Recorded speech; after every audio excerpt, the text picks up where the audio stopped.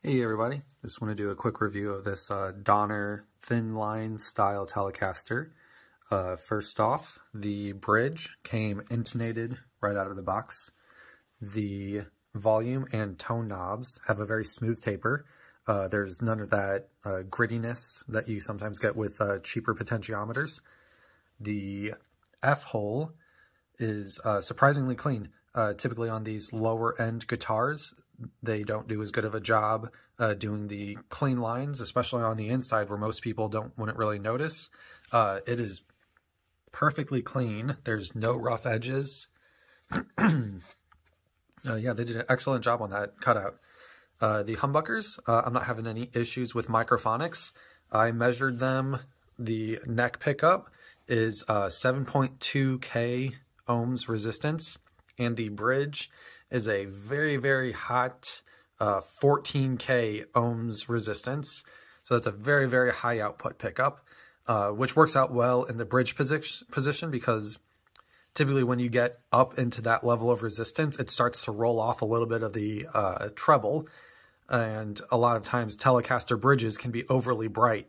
So that hot output humbucker in the bridge really, really balances it out so it doesn't get too hot. The frets are all very level. I don't have any issues with any buzzing sounds or anything.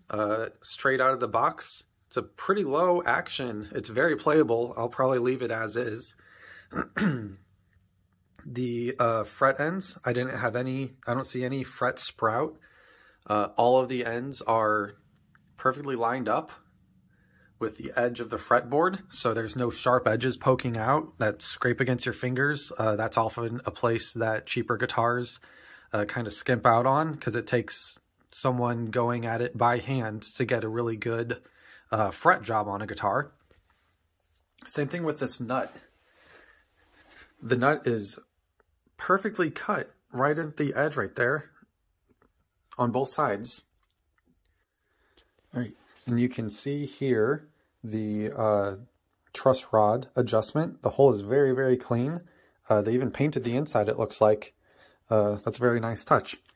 And lastly, the tuners hold tune very well, and they move pretty smoothly. I measured them at about a 16:1 ratio, meaning it takes 16 turns on the tuner head in order to rotate the part that the strings go through one full rotation, which is a pretty high ratio.